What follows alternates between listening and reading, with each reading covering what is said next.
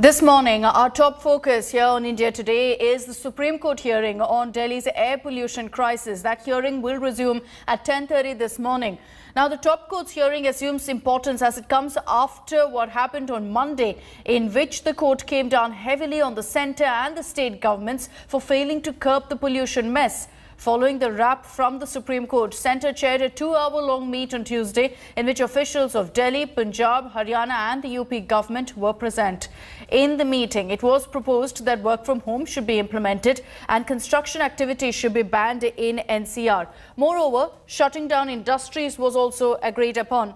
Now, the decisions taken in the meeting will be presented in court. During the last hearing, the Delhi government had said in court that it's ready to impose a lockdown to control pollution in the capital because the Supreme Court also was in agreement over this. Amid all of this, it's another toxic, smoggy morning in the national capital. Delhiites, people living also in nearby areas, continue to breathe toxic air. The AQI is in the severe category today.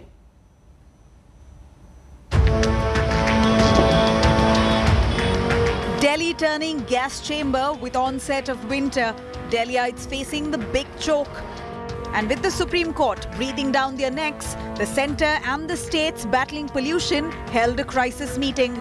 Delhi, Haryana, Punjab, Uttar Pradesh, Uttarakhand and Rajasthan brainstorming. In the 2-hour meet, officials of the Delhi government proposed a ban on construction activities in the whole of the NCR region, along with work from home and shutting of industries. हमने दिल्ली के अंदर इस प्रदूषण को control करने के लिए construction work को बंद किया है। दिल्ली के अंदर हमने सभी जितने ऑफिसेज हैं सरकारी उनको वर्क फ्रॉम होम कर दिया है। घर से लोग काम कर रहे हैं। दिल्ली के अंदर स्कूल, कॉलेज, जितने इस तरह के इंस्टीट्यूट्स हैं सबको बंद कर दिया गया है। तो अभी हमने ये प्रस्ताव रखा है कि अगर इसको एनसीआर में सभी राज्य अगर इसे लागू करते हैं तो इसका इम्पैक्ट ज़्यादा दिखेगा। Delhi government also called for a detailed report from the centre on the role of stubble burning. केंद्र सरकार ने एक एफिडेविट दाखिल किया और उसी एफिडेविट में उन्होंने एक जगह कहा कि पराली का कंट्रीब्यूशन 4% है, दूसरी जगह उन्होंने कहा कि 35 से 40% है। तो सभी लोग कंफ्यूज हैं कल से। Delhi government has also extended red light on, Gaadi off campaign to 3rd of December. The campaign aims to curb vehicle pollution. On Monday, Delhi woke up to haze and thick layer of smog with air quality index hovering at very poor levels. Neighbouring Noida and Gurugram also recorded an air quality index of over 300. In fact, if we talk in terms of air quality index, be it Anand Vihar or ITO, or if you are living in parts of, beyond Yamuna, that is Sonia Vihar, the air quality index right now is either in very poor category or in the severe category, which is considered dangerous for, for people with health concerns. All decisions taken in that meet will be presented to the Apex Court on Wednesday. With Amit Bharadwaj and Milan Sharma, Bureau Report, India Today.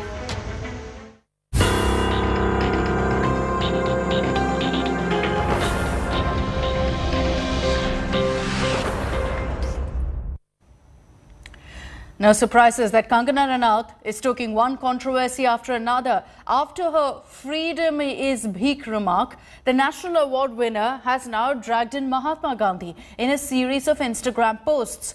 Mocking the father of the nation, Kangana said that one needs to choose their heroes wisely. Any individual can't support Bapu and Netaji Subhash Chandra Bose at the same time. Kangana said that those who fought for freedom were turned to the masters by those who didn't have courage to fight the oppressors, adding that offering another cheek won't get a azadi but a bheek. She was making fun of and mocking really Mahatma Gandhi's statement of ahimsa. Kangana claimed that Gandhi never supported Bose and that he wanted Bhagat Singh to be hanged.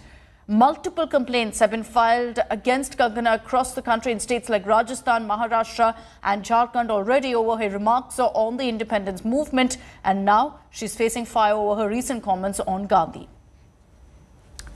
Let's move on to another story this morning. The centre's decision of extending the jurisdiction of BSF for up to 50 kilometers inside the international borders in Punjab, West Bengal and in Assam has triggered a huge row, particularly in the opposition ruled states of Punjab and also Bengal. You've got the Bengal government now passing a resolution against the centre's move.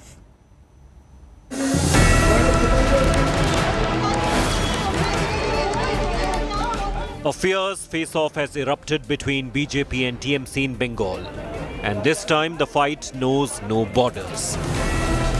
On Tuesday, the West Bengal Assembly passed a resolution against the centre's decision to extend the jurisdiction of the BSF along the international border amid a huge uproar. What triggered the uproar inside the assembly was a remark by TMC MLA Udayan Guha, who claimed the BSF personnel molest women in the name of frisking. Outraged opposition leaders demanded that the TMC MLA's remarks be expunged from the record, a request which was turned down by the speaker. Guha admitted to making the statement but said he did not mean all BSF officers indulged in such behavior. हम बोला नहीं कि नारी निर्यातन करता है, नारी निर्यातन कभी कभी ऐसा करता है कि सर्च करने के लिए अगर कोई 8 साल 10 साल का लड़का है, उनके सामने उनका माँ का गाय में हाथ अगर कोई हाथ लगाएगा, वो देशप्रेमिक हो नहीं सकता। हाँ, बाकी हर रोज हर टाइम करता है, हर बीएसएफ करता है, यही हम बोला नहीं, बाकी ये होता है। The BJP is unsparing in its attack, accusing the TMC MLA of making false and foul claims. ये शर्म का बात है, हम लोग का कॉलीग है। ये शर्म का बात है। बीएसएफ हमारी शान है, हमारी मान है, देश की शान है। जैसा गंदा अपशब्द यूज किया, इसका खिलाफ कड़े से कड़े कार्रवाई होना चाहिए। The BJP also slammed the TMC for comparing the central forces to Dalals. बहुत ही खराब बात किए है और हम लोग चाहते हैं कि इसको एक्सपंज किया जाए word, but on second thoughts हम लोग को लगता है कि ये रहना चाहिए, क्योंकि ये सारा भारत को देखना चाहिए कि पश्चिम बंगाल की जो सरकार, वो बीएसएफ जो एक हमारे आर्मी नेवी का तरह फोर्स है, उसके बारे में क्या बोलते हैं। TMC's resolution against centre's move has added one more flashpoint in the ongoing tussle between the BJP and the TMC. With Surya Agni Roy in Kolkata, Bureau Report, India Today.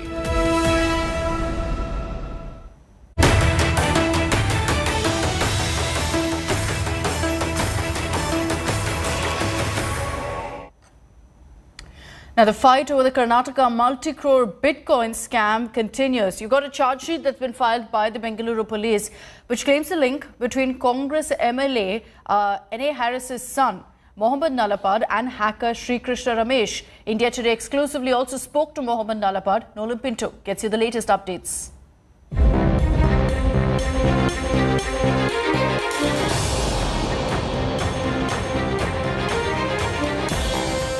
Karnataka Bitcoin scam gets murkier.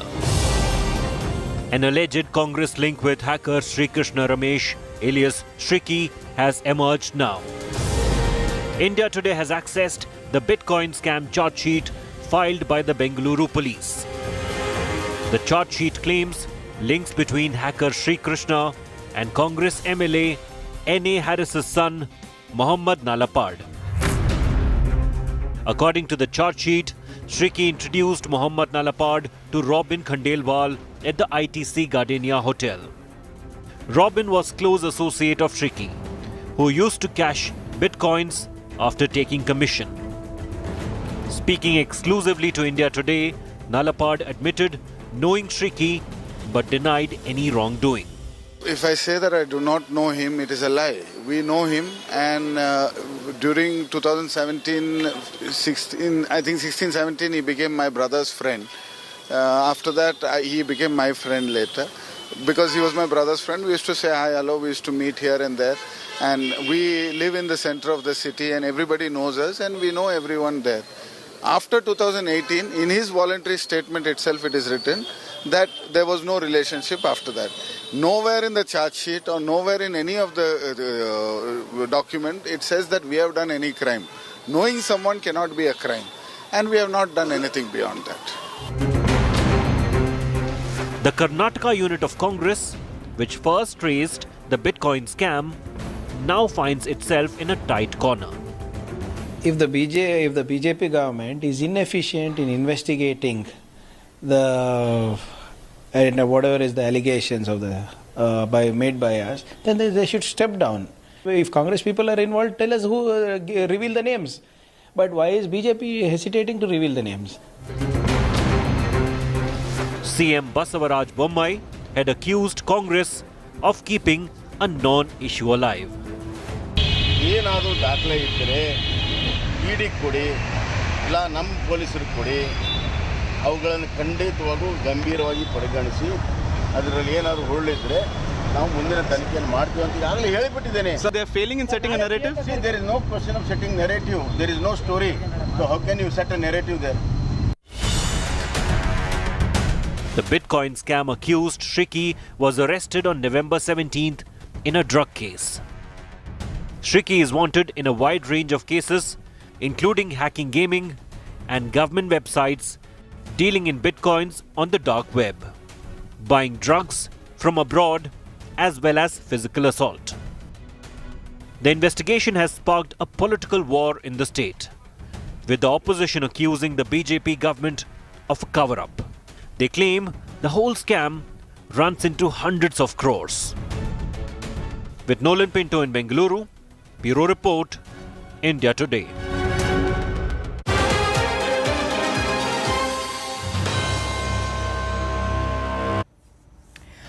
Two Bollywood divas, Jacqueline Fernandez and Nora Fatehi, are in the spotlight in the 200 crore extortion case. They've been grilled by the ED over their links to mastermind Sukesh Chandrasekhar. Here's more. Two of India's most glamorous stars, Bollywood siren Nora Fatehi, a remix queen known for her sexy moves. A glamorous diva, Jacqueline Fernandez, who is a heartthrob for millions for her sensuous dance moves. A 200 crore con scandal with a con man with taste for the super luxury and links with Bollywood hotties. Now murky claims and counterclaims turning up thick and fast. First, the con man who duped wives of businessmen and ran an extortion and laundering empire made a startling claim, saying he was dating Lankan beauty Jacqueline Fernandez. The accused, Sukesh Chandrasekhar's lawyer, referred to his claimed luxury wheel gift to Nora Fatehi, where the star was seen unwrapping a BMW car, mocking the two divas' claims that they were mere victims of the con scandal. Nora Fatehi ji अपने आप को victim बताती हैं, पर उनको एक BMW car gift की गई है. These are my instructions. Apart from that, Jacqueline and Sukesh were dating. These are also my instructions. So this is straight from the horse's mouth. They were dating. However, Jacqueline Fernandez immediately denied the slanderous claims, denying her alleged relationship with the con man, who is now behind bars. Responding to the claims, a spokesperson of the actor said that Jacqueline is being called to testify as a witness by the ED, and she has duly recorded her statements and in future will also be completely cooperating with the agency. Nora Fatehi has also time and again said that she was a victim and had decided to help investigators as a witness in the case.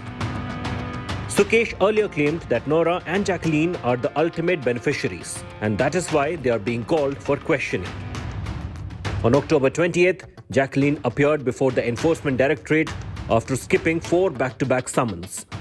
The agency grilled the Bollywood actor for more than 7 hours over her alleged links to the con man. With fresh twists in the probe, the Enforcement Directorate's task is now cut out to get to the bottom of the Bollywood con scandal and bust the money channelized to offshore accounts. While Jacqueline Fernandez has denied dating Sukesh Chandrasekhar as alleged by the conman's lawyer, the ED suspect that Chandrasekhar bought expensive gifts for the actor with the extorted money. Sources say the Enforcement Directorate is likely to question Jacqueline Fernandez once again. Munish Pandey in Delhi for India Today. Now, in a big decision for pilgrims ahead of Guru Purab, Guru Nanak Dev's birth anniversary, the Kartarpur corridor is set to open from today.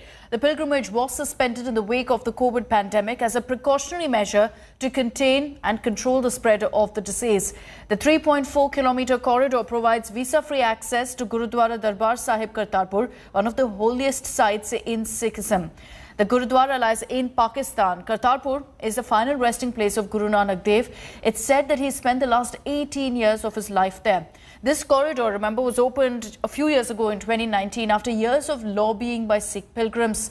Only fully vaccinated individuals would be allowed to travel. Pilgrims would have to carry vaccine certificates for entry in Pakistan. Negative RT-PCR report is also mandatory for travel. Pilgrims would have to undergo rapid antigen tests by Pakistan authorities. Now, an estimate of 100 to 200 pilgrims are expected to visit on each day, as opposed to the pre-COVID numbers of 5,000 individuals a day. The reopening of the Kartarpur corridor has been hailed across party lines. Punjab Chief Minister Charanjit Singh Channi called it a laudatory step by the centre. Kartarpur साहब corridor या करतारपुर साहब का दर्शन और अरदास हर सिख समाज के भाई बहन का एक तमन्ना होती है और कोविड पीरियड में उसमें ज़रूर कुछ रुकावट आई। उससे पहले भी करतारपुर कॉरिडोर के लिए मोदी जी की सरकार ने जिस मजबूती के साथ विपरीत परिस्थितियों में भी काम किया और खोला, ये सब लोग जानते हैं। और एक बार फिर खुला है और मैं इसके लिए बहुत ही खुश है, मेरे अंदर खुशी भी है और मैं मुबारकबाद भी देता हूँ प्रधानमंत्री नरेंद्र मोदी जी की समावेशी सोच को और सबके साथ सबके विकास, सबके विश्वास और सबके प्रयास के संकल्प को। बड़ी खुशी है कि करतारपुर साहब दा लांघा खुल रहा है। मैं भी लगातार प्रधानमंत्री को चिट्ठियां लिखियां, हरसिमरत कौर बादल ने भी पार्लीमेंट च उठाया, तो चंगा है हुण खुल रहा है। ते बहुत लोगों की मंग सी ते पर लोगों की कौम की भावना सी कि आम आदमी पार्टी इस निर्णय का स्वागत करती है। करतारपुर कॉरिडोर, करतारपुर साहिब कॉरिडोर खुलने का जो फैसला लिया गया है उसका दिल की गहराइयों से हम सब स्वागत करते हैं। लाखों करोड़ों श्रद्धालु अब श्री करतारपुर साहिब कॉरिडोर का इस्तेमाल कर गुरु नानक देव जी के दरबार में, गुरु महाराज के दरबार में अपना शीश झुकाकर मत्था टेक सकेंगे। Welcome back. India take on New Zealand today in the 3-match T20 series, which will also mark the start of a new era in Indian cricket under Rahul Dravid as head coach. Rohit Sharma also takes charge as India's T20 captain, and the two shed some light on the road ahead for them as a team.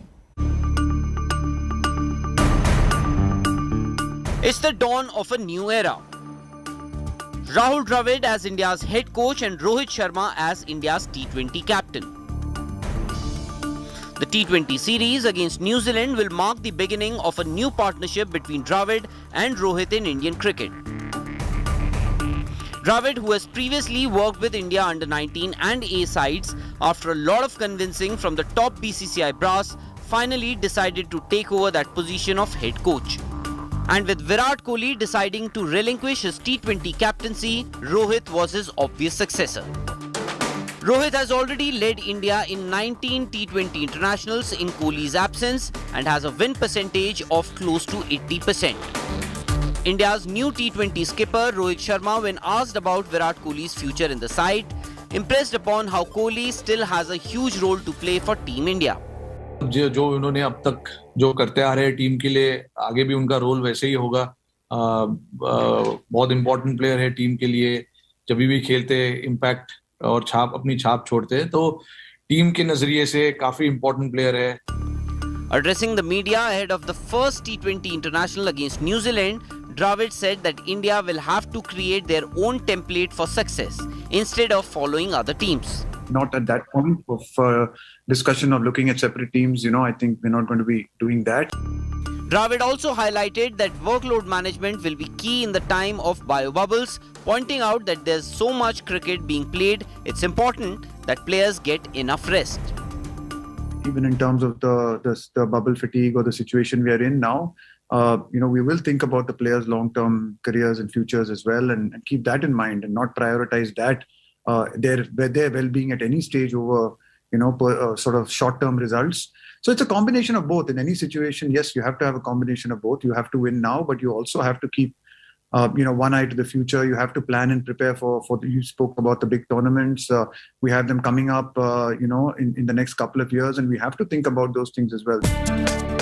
While the T20Is against New Zealand will be the duo's first assignment, The real test for Dravid and Rohit will be the World T20 in Australia next year. And Indian fans will be hoping that next time Team India doesn't return home empty-handed. Sports Bureau, India Today. And that's all we have time for in this edition of First Up. Thank you for watching. Have a great day. Stay tuned to us here on India Today. A few minutes from now, I'm joining you again with the top stories.